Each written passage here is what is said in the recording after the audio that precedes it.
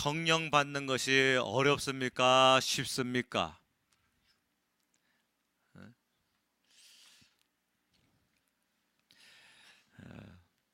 방법을 찾으면 어렵고 말씀을 붙들면 쉬워요. 성령 받기 위하여 하는 일이 많다면 어렵습니다. 그러나 오늘 말씀을 보니까 성령이 언제 그들에게 부어졌느냐? 말씀을 들을 때에 부어졌어요. 네. 또 성령은 언제 부어주시느냐? 부르짖고 기도할 때 부어주십니다. 네. 사도행전 2장에 보니까 성령 충만하게 됐는데 그들의 성령 충만했던 그 동기는 바로 기도회였거든요. 기도회. 오늘 본문 말씀은 뭐라고 하고 있습니까? 말씀 듣는 모든 자에게 성령이 내려오시다 그랬어요. 근데 그 내려오시는 것이 그냥 내려오신다는 표현이 아니라 뭐라 합니까? 45절 말씀에 보니까 이방인들에게도 성령 부어주심으로 말미암아 논란이 있어. 성령을 부어주셨다. 말세에 내가 내 영을 모든 육체에게 뭐 하리니? 부어주리니. 붓는다는 것은 뭔 뜻입니까? 흠뻑 젖는다는 뜻이거든요. 예? 이렇게 부으면 어떻게 됩니까? 머리에서부터 발까지 쭉 흘러내리잖아요. 성령이 어떤 사람은 어디에 성령이 충만해요? 이 입에만 성령 충만한 사람이 있어요. 여기 입에 부음을 받아가지고 입만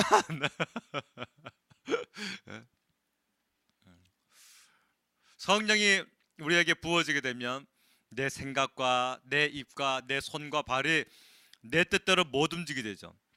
술 취한 사람은 어떻게 됩니까? 뇌도 마비가 되고 손도 마비가 되고 입도 마비가 되고 온몸도 마비가 되죠. 술이 완전 취해버리면 그렇게 돼버리지 않나요? 그죠? 예. 성령 충만한 사람은 자기 마음대로 그 수족을 놀릴 수가 없어요. 왜냐하면 내 안에 성령이 충만하면 내 이성적으로 기분이 나빠가지고 툭 튀어나오려고 하는 말도 탁 갖다 시켜버린단 말이에요. 그게 성령 충만한 자의 특징이에요. 예. 내 생각으로 좀 나쁜 생각을 가지려고 하다가도 그게 아니지 해가지고 성령 충만한 사람은 나 안에 있는 생각들이 탁 끊어진단 말입니다. 내가 어디 발로 이 죄와 정욕의 그 자리에 가고 싶어 일어나려고 한다 할지라도 성령 충만한 사람은 딱 잡히게 돼 있어요. 그것이. 그래서 성령은 방법을 통해서 받는 분이 아니라 바로 믿음을 통해서 받는 것이고, 방법 통해서 받으려고 했다가 실패한 자가 한둘이 아닙니다. 성령은 방법이 아니라 무엇이다? 믿음이다 라는 겁니다. 아멘. 믿음으로 말씀을 듣고 믿음으로 기도할 때에 성령 받는 것이지, 무언가 돈이나 혹은 어떤 기술이나 혹은 연습이나 이런 것들로 성령 받는 것이 아니란 말이죠. 사도행전 8장 18절 이하로 보면요, 마술사 시몬이 왔어요. 누구에게? 베드로에게. 그리고 돈을 많이 준비해 가지고 베드로에게 탁 건네주면서 나에게도 당신과 같은 성령으로 능력을 행하는 권세를 내게 주십시오. 뭐예요? 세속주의죠. 세속주의에서 몇 번째입니까? 첫 번째죠. 돈을 많이 준비해가지고 베드로에게 탁 건네주면서 하나님의 사역을 하고 싶었던 거예요. 왜? 베드로가 보니까요, 말만 탁 하면 그냥 막 난리가 나버리는 겁니다. 전부 다 막 낫고 떠나가고 일어서고 별별 일이 막 벌어지는 거예요. 그러니 자기가 여태까지 한 번도 그런 일들을 본 적도 없죠.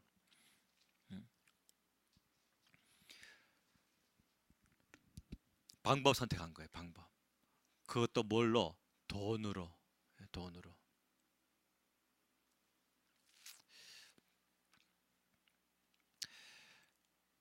예수님 없는 사람들이 있어요. 기술로 하려고 하는 사람이 있었어요. 누가복음 19장 14절 이하에 보면요, 스게와의 일곱 아들. 뭐 배웠어요? 예수의 이름으로 배웠죠. 그쵸? 예수의 이름으로 선포하는 걸 배운 거예요. 바울이 예수의 이름으로 명하오니 병아 날지어다, 또 귀신을 떠나갈지어다, 예수의 이름으로 선포하는 걸 딱 본 겁니다. 아하, 예수의 이름으로 하니까 되는 거구나. 자, 여러분 보세요. 사랑 없이 사랑합니다 하는 거하고 예수 없이 예수 이름으로 하는 거고 뭐가 차이가 있어요? 똑같잖아요. 사탄은 사람을 바라볼 때에 그 속에 예수님의 주인이 있냐 없냐, 빈집이냐 주인이 있는 집이냐, 이거부터 바라본단 말이에요.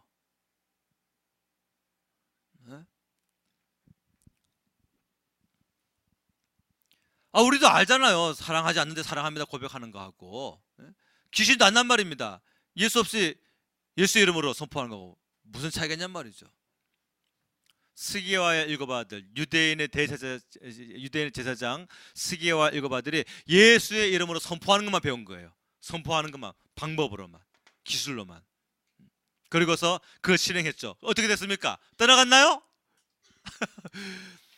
대통당했죠. 완전히. 귀신이 올라타가. 그전에는요, 바울이 한 사람만 오면 귀신이 막 수백 명이 다 도망가 버렸는데, 이제는 귀신 하나가 너희들 같은 놈들은 내가 7명쯤은 내가 능히 당해낼 수 있어 해가지고 올라타가지고 7명은 옷을 홀라당 다 벗기고, 한 사람 속에 있는 이 귀신이 7명은 옷을 홀랑 다 벗기고 얼마나 핥혔던지 온몸이 상했다 그랬어요. 예수의 이름으로 선포했다가 말고 귀신에게 대통 당해가지고 홀딱 벗겨가지고서 7명이 다 도망쳐버렸다고 합니다. 왜 그런 문제가 발생합니까? 귀신은 봅니다. 악한 마귀는 본단 말이에요. 뭘 보냔 말입니다. 그가 뭔 말을 하냐 보는 것이 아니라 그 속에 집주인이 있느냐 없느냐. 왜? 도둑이니까. 도둑이 오는 것은, 요한복음 10장 10절 말씀에 뭐랍니까? 도둑이 오는 것은 도둑질하고 죽이고 멸망시키는 것뿐이요. 그 도둑질 하려면 그 안에, 집 안에 사람이 있느냐 없느냐 그게 봐야죠. 도둑이. 그죠? 도둑은 먼저 볼 거 아니에요. 집 안에 아무리 불 꺼졌어도 그 집 안에 사람이 있는지 없는지. 마찬가지입니다. 귀신이, 마귀가 하는 일이 뭐냐? 그 안에 집주인이 있느냐. 우리는 다 뭐예요? 집이에요. 집. 나는 집입니다. 무언가를, 어떤 영을 내 안에 채울 수 있는 영적인 집이란 말이에요. 그래서 성령을 채우면 우리는 성전이 되는 것이고, 귀신이 들어오면 바로 귀신집이 되는 것이고, 예수님께서 예수님을 믿지 않는 유대인들에게 뭐라 했어요? 너희는 너희 아비 마귀에게서 났으니. 얼마나 자존심 상하는 말이에요. 예수님 없는 사람들은 다 그렇단 말입니다. 우리는 다 성령의 전이잖아요. 아멘. 이거 이제 아멘 했으면 그렇게 살아가야 될 줄로 믿습니다. 내가 성령의 전이다라고 하는 말은 뭡니까? 내 주인은 성령 하나님의 뜻이거든요. 내가 그냥 귀신 무서워가지고 성령의 전이야 성령의 전이야 나를 막 암기시켜가지고 그렇게 하는 것이 아니라, 성령의 전이면 성령 인도하시면 따라가는 것이 성령의 전인 것입니다.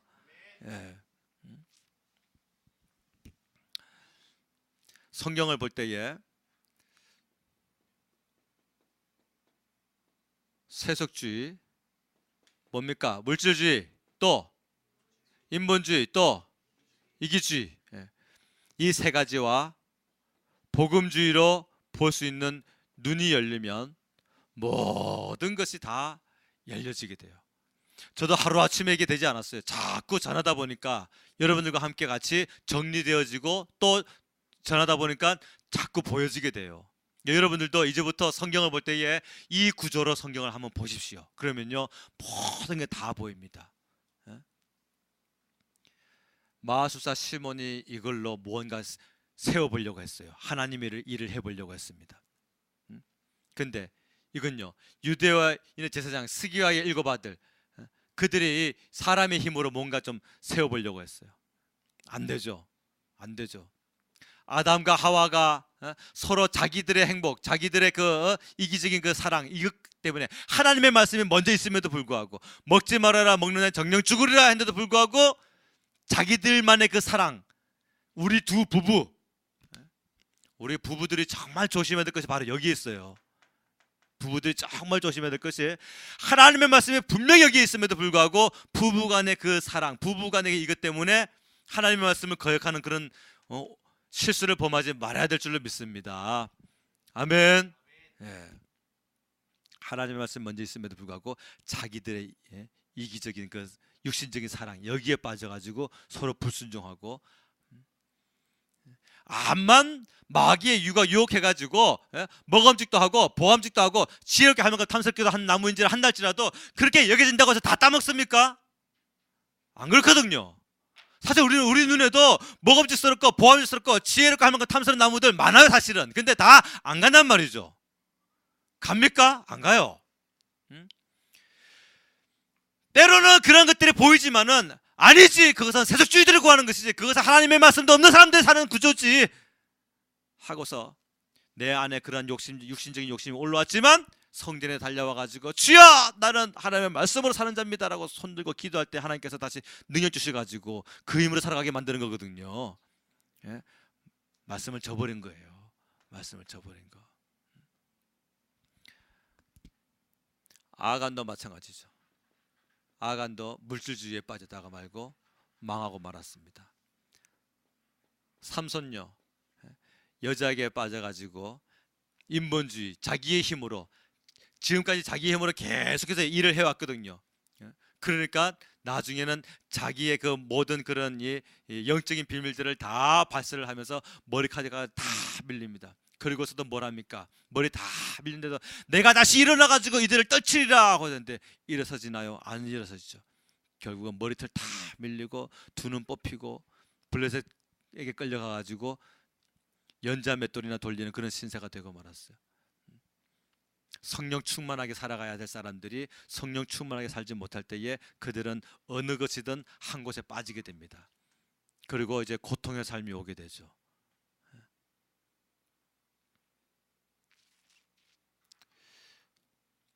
성령 충만한 사람은요, 외로운 법이에요. 가족 수가 많아도 외롭습니다. 성령 충만한 사람은요,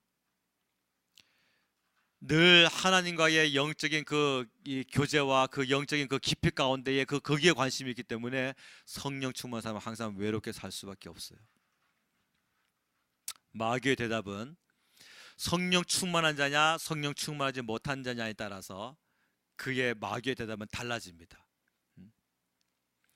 오늘 본문에 보니까 베드로가 고넬료의 집에 가가지고 말씀을 전하고 사역할 때에 고넬료의 집이 성령 충만하게 됐어요. 그 당시에 여러분 이게 얼마나 어려운 거냐면 예수님 믿는다라고 하는 것은 출교입니다. 고넬료는 백부장이에요. 아주 존귀한 사람입니다. 그런데 베드로를 자기 집에 초대할 수 있을까요? 어디 몰래 저 산꼭대기에 왜 그런 거 있잖아요. 법에 걸릴까봐 산꼭대기에다가 창고 지어가지고 거기서 포카하고 하토하고 노름하는 사람도 있지 않습니까? 그런 식으로 어디 창고 지어가지고 베드로 사도요, 우리 집으로 오면은 좀 위험할 것 같으니까 거기를 좀 모입시다. 그게 다 인본주의거든요.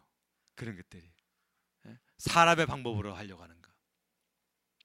고넬료는 그렇게 하지 않았어요. 우리 집으로 오십시오. 집으로 오십시오. 그 당시에 예수님 믿는다고 하는 것이 자기의 것을 다 잃어버릴 각오하지 아니하면 도무지 할 수 없는 것이 예수님 믿는 고백인데 고넬료가 자기 집에 베드로를 초대합니다. 그것도 백부장이, 로마의 백부장이 정과 욕심을 십자가에 다 못 박아버린 거죠. 예수 안에 없는 자는 마귀 역사에 자기 영적인 수치가 드러나게 되어 있어요. 피 흘리게 되어 있습니다. 마치 스게와의 7 아들들처럼 예수 없는 사람인데 예수 있는 자처럼 행동했다가 마귀에게 된통당하는 그런 일들이 벌어지게 됩니다. 마귀는 사람 바라볼 때에 사람 속에 예수님이 있나 없나 그것부터 바라봐요. 도둑이 그 도둑의 세간을 늑탈하려고 할 때 그 안에 주인이 있나 없나 살펴보듯이 마귀는 사람 바라볼 때 그 속에 예수님 있나 없나 이것부터 바라본단 말이죠. 자, 그래서 우리는요, 성령 충만한 자와 자기 확신으로 신앙생활을 하는 자와 이거 분명히 구별해야 된단 말이죠. 구분해야 되는데, 성령 충만한 사람은요, 뭐부터 의지하느냐? 말씀부터 의지합니다. 아멘. 예. 뭘 누가 말해도 상관이 없어요. 주님 바라본단 말이죠. 주님 바라봄. 말씀을 의지한다는 것은. 그런데 자기 확신으로 신앙생활 하는 사람은요, 자세히 보면 피조물을 의지해요. 자세히 보면 사람, 돈, 또 그와 같은 자기 옆에 있는 있는 문제들, 그런 것들 바라보죠. 자, 우리가 알거니와 말씀 의지하는 자, 여호와를 의지하는 자는 새 힘을 얻으리니. 아멘입니까? 낙심이 있을 수 있어요, 없어요? 낙심이 있을 수가 없어요. 그게 성령 충만자의 특징입니다. 자기의 확신 있는 사람은요, 말씀을 알기는 알고 암송은 하고 외우기는 외우는데 말씀을 의지하지 아니하니까 낙심을 하게 됩니다. 그게 자기 확신으로 신앙생활하는 사람이에요. 성령 충만한 사람은 하나님께 받은 영적 사명을 먼저 붙듭니다. 그리고 자기 확신으로 신앙생활 하는 사람은 그런 것 같다가도 위태하면은 자기 생명, 자기의 행복을 먼저 붙듭니다. 여기에 보여요. 마귀도 이걸 본단 말이죠. 그렇기 때문에 그가 영적인 취약점이 무엇인지를 잘 알기 때문에 그 부분을 공략을 합니다. 그렇잖아요. 전시 상황에서 강한 부대가 앞에 탁 나와 있어. 누가 바보같이 미련같이 그렇게 정면으로 뚫고 들어갈 군대가 어디 있어요? 제일 취약점이고 제일 약하고, 예? 뒤로 쳐들어가 가지고서 무너뜨리려고 하는 거겠죠. 그잖아요. 그죠? 우리에게 영적인 취약점이 있거든요. 내 안에 있는 영적인 취약점. 근데 그것이 성령 충만한 자가 될 때에 그 영적으로 취약점들이 보강되어지고 단단해지는데, 그 성령 충만함을 채우지 않냐고 자기 확신으로 나는 신앙생활 잘하고 있어. 왜? 나는 예배생활 잘하고 있고 전도생활 잘하고 있고 헌금생활 잘하고 있고 내가 교회 와가지고 하는 일이 얼마나 많은데, 이게 다 자기 확신이거든요. 사실은 이런 것들이 성령 충만함으로 말미암아 기쁨으로 되어지면 참 감사한데, 그렇지 못하고 종교적인 행위에 빠져가지고, 그러면 이제 그것 말고 다른 측면 공격을 마귀가 시도한단 말이죠. 그쪽으로는 못 뚫고 들어가요. 왜? 우리가 강하니까. 아주 그쪽에서는 영적으로 아주 강하니까 못 뚫고 들어간단 말이죠. 그래서 측면으로 돌아갑니다. 약한 면으로. 그래서 성령 충만한 사람은요, 성령 충만한 자와 이 자기 확신으로 신앙생활 하는 사람과 이게 구별하기가 어려워요. 말로는 구별하기가 어렵습니다. 언제 구별되어지느냐? 언제 구별되어질까요? 고난이 올 때 구별되어져요. 고난이 올 때.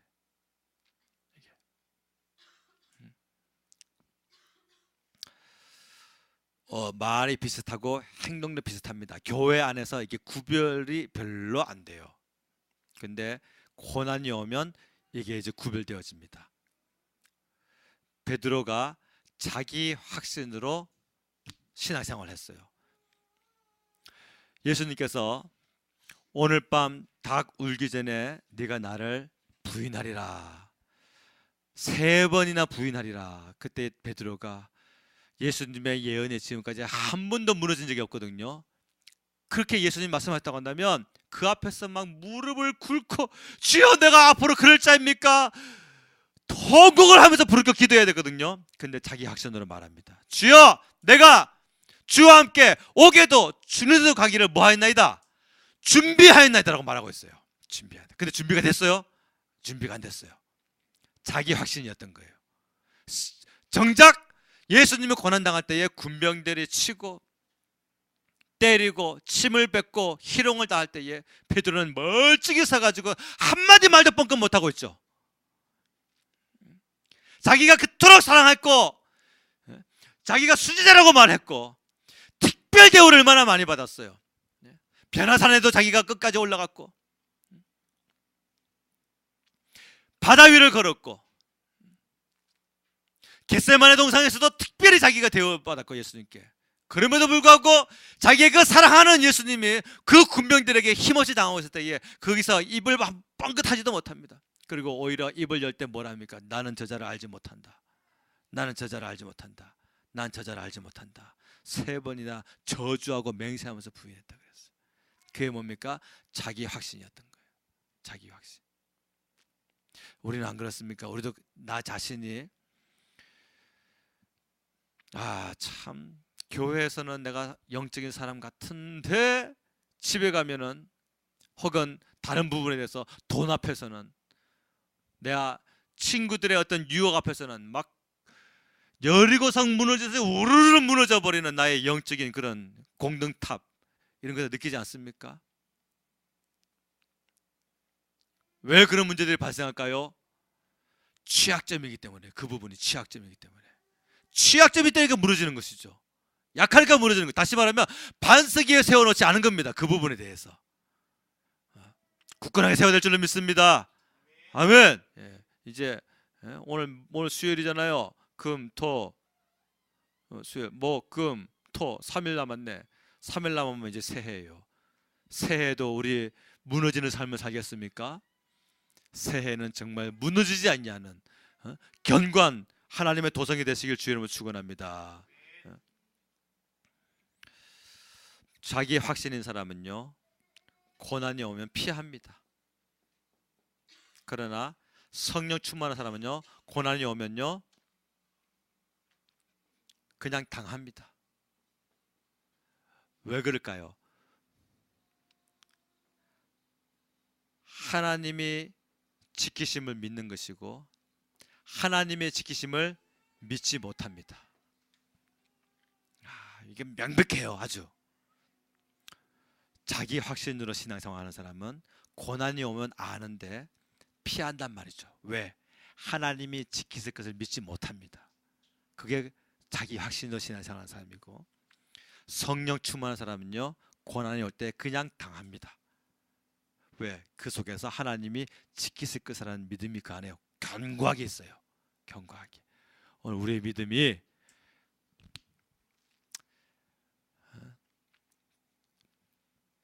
성령 충만한 자가 되어서 무슨 고난이 온다 할지라도 이게 신앙이냐 방법이냐 결정해야 될 때에 신앙으로 막 밀어붙일 수 있는 그런 불도저 같은 그런 신앙이 되길 바랍니다. 아멘. 자기 확신인 사람은요 하나님께서 이렇게 길을 가도록 그냥 내버려 두세요. 왜냐? 이거 믿음 아니거든요. 믿음 아닌 것은 세워지지 못하도록 하나님께서 허락하신단 말입니다. 하나님께서 이쪽으로 가는 사람은요 이쪽으로 갈 수 있도록 후원해 주세요. 왜? 이거 믿음이기 때문에. 믿음으로 사는 자는 반드시 내가 붙들고 책임진다라고 하는 것에 대한 하나님의 보장이 있어요. 아멘.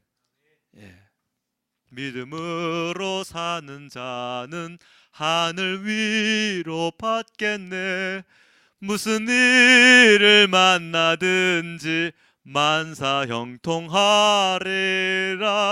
그 무슨 일 가운데 뭐 범위가 정해져 있나요? 나 몇백만 원은 그냥 뭐 믿음으로 넘어갈 수 있겠는데 몇 천이 되면 나는 이거 믿음으로 못 넘어가. 그런 범위가 있습니까? 무슨 일을 만나든지 만사 형통하리라.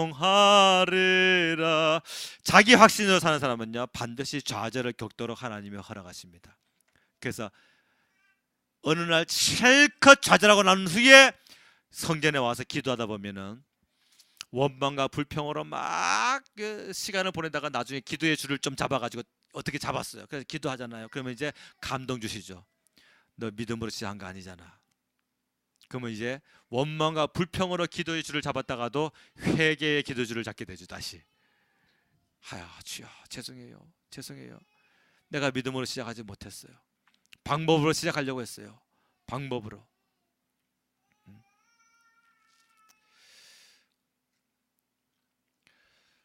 제가 요즘 기도 제목이 있거든요.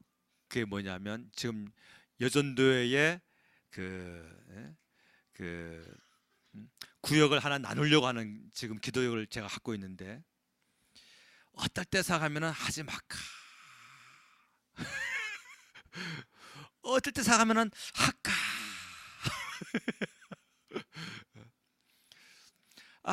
이 장사 잘 되는 집도 가게 어떻게 했다가 말고 손님 다 끊어진다는 거 내가 아는데,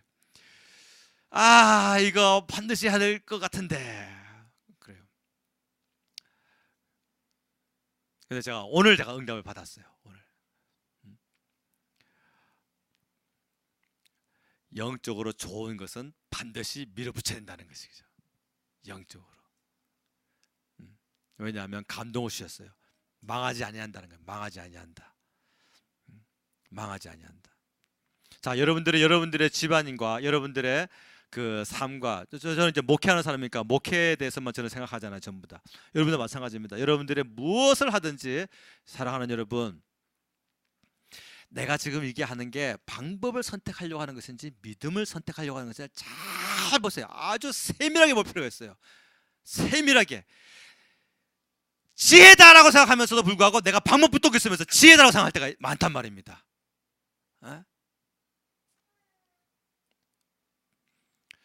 광명한 천사의 옷을 입고 오늘 마귀가 나에게 잔머리 쓰게 하면서 방법 선택해주고 그걸 지혜라고 나에게 착각할 때가 있단 말이죠. 착각하게 할 때가. 그래서 믿음으로 일을 진행을 할 때에 거기서 드리고 바치고 걸고 생명 걸고 뭐 시간을 들이고 하면은 하나님께서 없는 곳에서 있게 만드시는 하나님, 그 하나님을 우리가 경험해야 되는데, 자꾸 조건 따지고 환경 따지고 무엇 따지고 해가지고 일을 그만둔 것들이 굉장히 많아요. 그래서 하나님의 일은 방법으로 하는 것이 아니라 믿음으로 하는 것이고 기도하는 것이고, 또 하나님께 나를 드리면 하나님께서 하게 하신단 말이죠. 아멘. 예. 고난을 대할 때의 자세를 보면, 자기의 확신인 사람은 육신을 붙듭니다. 성령 충만한 사람은 말씀을 붙듭니다. 그래서 자기 확신인 사람은 육신을 붙들기 때문에 실패를 할 수밖에 없어요. 영적으로 실패할 수밖에 없어요. 그러나 성령 충만한 사람은 말씀을 붙들기 때문에 마귀를 이깁니다.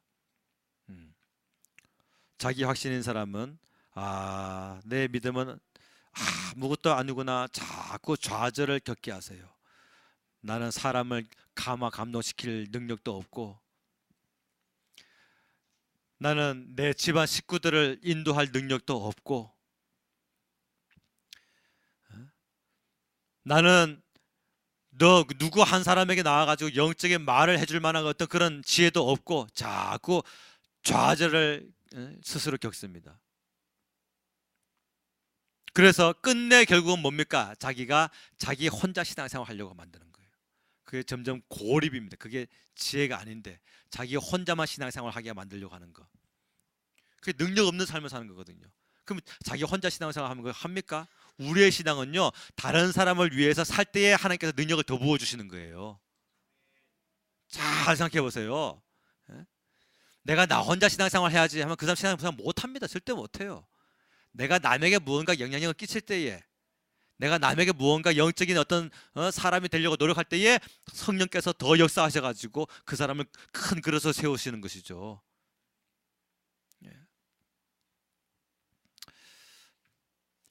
자, 그래서 성령 충만한 사람은 언제나 그가요, 그의 행동 보면 항상 담대한 것 같지만,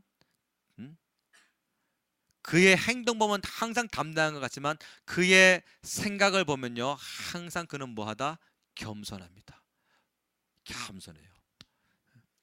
그의 행동 보면 불도저처럼 막 밀어붙이는 그런 행동들이 나타납니다. 근데 그의 생각 속에 들어가잖아요. 그러면 그의 생각은 아주 겸손해요. 교만하지 못하고 겸손합니다. 그래서 자기를 내려놓고 주여 말씀하옵소서, 말씀하옵소서. 보세요. 출애굽 1세대와 출애굽 2세대가 있어요. 지도자가 누굽니까? 여기 모세죠. 여긴요, 여호수아죠. 이들은요 애굽에서 나온 백성들이고 여기 백성들은요 가나안으로 들어갈 백성들입니다.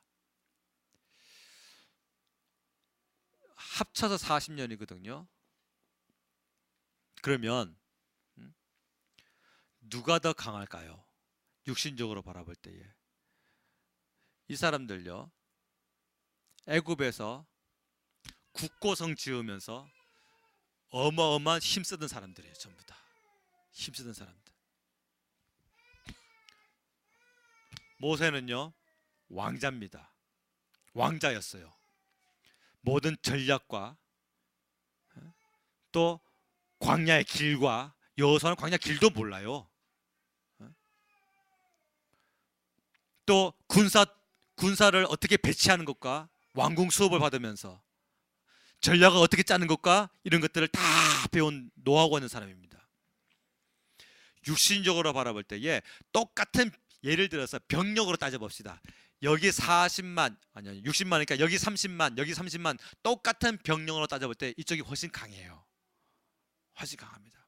이들은요 경험이 없어요. 경험이 없어요. 여호수아는 광야 길도 모르고 가나안 땅의 가짜도 모르는 사람입니다. 왜? 이 사람 어디 출신이에요? 애굽 출신이에요. 전략도 모르고 지략도 없는, 그러나 여호수아가 하나 모세가 뛰어나요? 여호수아가 뛰어나요? 모세가 훨씬 뛰어나죠. 그렇죠. 그건 분명하잖아요. 근데 큰 일은 누가 했느냐? 여호수아와 그의 백성들이 했다는 것이죠. 이 세대들은요 육신적으로는 굉장히 약한, 이들보다 훨씬 더 약했습니다. 근데 이들에게 강점이 하나 있어요. 그게 뭐냐면 하라면 하라는 거예요. 시키면 한다는 겁니다. 가라면 가고 가지 말라면 가지 않는 세대란 말이죠. 하나님 말씀에 한마디로 성령 충만한 세대가 됐단 말입니다. 이것을 우리는 성경에서 뭐라 합니까? 신약에서는 옛사람이라고, 이것을 새사람에게 가는 거죠. 그렇죠. 이들의 가나안 땅을 점령해 들어가면서 불평불만했다는 구절이 한 구절도 없어요. 이 사람들은요 어마어마하게, 여기서 이 세대들은요 한 번 그런 일이 있었어요. 한 번 식물이 박해가지고 식물이 없어가지고 불뱀에 물릴 때에, 그때 이 세대들이거든요. 그때에 한 번 그런 일이 있었죠. 하지만 이들은요 어떻게 합니까? 이 사람들 1세대 때는요 하나님께서 홍해 다 갈라놓고 이 사람들 건너가게 했습니다. 그런데 2세대는요 물도 그냥 그대로 건들 줄 알았어요. 하나님은 흐르고 있는 요단강을 네가 먼저 들어가라, 너희들은 먼저 들어가면 내가 물 가를게, 먼저 들어가는 순종하는 세대입니다. 여리고성이 눈앞에 보이는데 3km 앞에 여리고성입니다. 근데 그 앞에서 할례받는 민족이에요.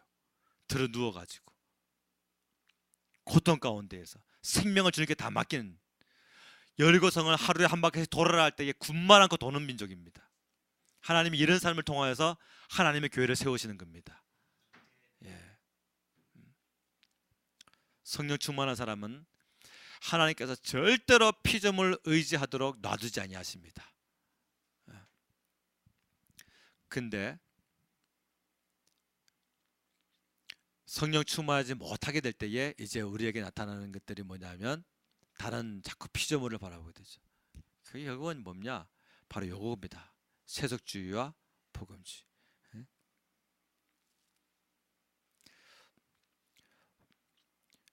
사울 왕도 마찬가지죠. 사울 왕도 이 인본주의에 빠졌죠. 사람의 힘으로, 그렇죠?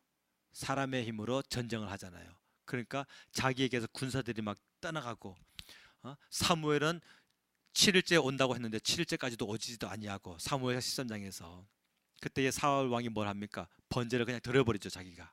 그리고 빨리 백성들이 점점 흩어지니까 마음이 조급해져가지고 전쟁 빨리 나가야 되는데, 이 인본주의란 말이에요.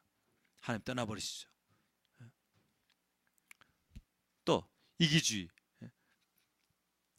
백성들에게 요구를 들어가지고 아각 왕과 15장에서 이제 아말렉과의 전쟁에서 아각 왕과 또 좋은 양과 소를 다 끌고 와가지고 이기주의, 자기 욕심에 끌려가지고서 올 때에 뭐 합니까? 오는 길에 자기를 위한 전쟁 승전 기념비를 세우기도 하고, 그러나 하나님께서 그 속에 거하실 곳이 없는 거예요.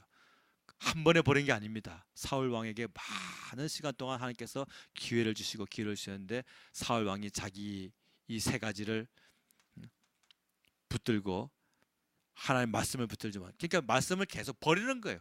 사실은 이거를 붙든다기보다는 말씀을 먼저 버리는 게 먼저 일어나는 거죠. 말씀을 버리고 이걸 붙드는 거죠. 그래서 사무엘이 와서 말하지 않습니까? 왕이 여호와의 말씀을 버렸으므로 여호와께서도 왕을 버려 이스라엘의 왕이 되지 못하게 하셨나이다 그러잖아요. 그래서 성령 충만한 사람은 웃어요.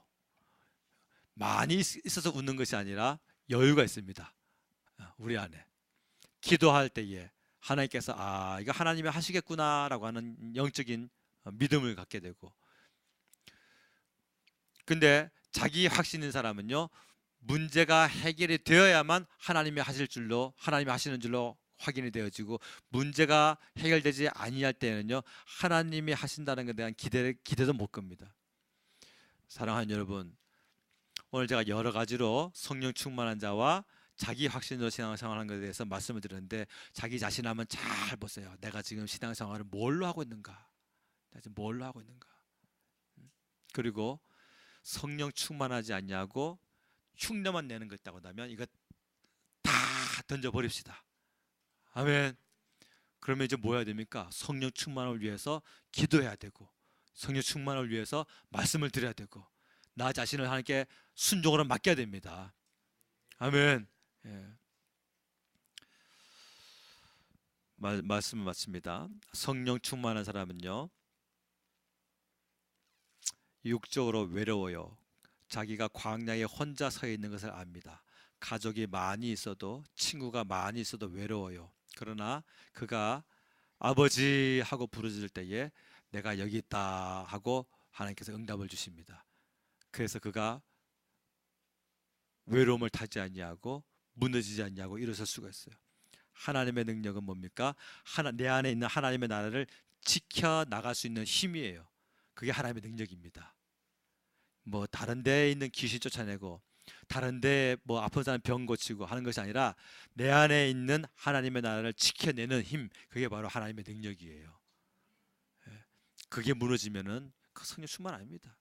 쉽게 쉬운 말 하고, 쉽게 나쁜 말 하고, 쉽게 육신적인 말 하고, 그건 성령 충만이 아닙니다. 오늘 우리 안에 바로 이와 같은 하나님의 나라를 하나님의 나라답게 지켜낼 수 있는 그런 성령의 은혜와 능력이 가득하시길 주의 이름으로 축원합니다. 같이 한번 통성으로 기도합시다. 이 시간 주여 새 음으로 통성 기도할 때 오늘 들은 말씀대로 살아갈 수 있는 은혜와 능력을 부어주시고, 흉내내는 신앙인이 아니라 남들 하는 대로만 따라가는 신앙생활이 아니라 여호수아 세대와 같이 하나님이 나와 함께 하실 줄을 믿기 때문에 혼자서라도 골리앗 앞에 나아갈 수 있는 다윗처럼, 하나님께서 가라 하면 요단강이 앞에 가려져 있다 한다 할지라도 걸어 들어갈 수 있는 믿음, 하나님이 가라 하면 도무지 방법으로는 맞지 않는데도 불구하고 여리고성을 돌 수 있는 믿음, 오늘 이 여호수아의 세대의 그 믿음, 그 순종의 능력을 내가 가질 수 있도록 성령님 역사하여 주시옵소서. 그리하여 나를 통하여 하나님의 나라를 굳건하게 세워져 나가고, 교회와 가정과 직장과 어디에서나 하나님의 귀한 사역을 잘 감당할 수 있는 능력의 사람 되게 하여 주시옵소서. 우리 주여 세움으로 기도합니다. 주여, 주여.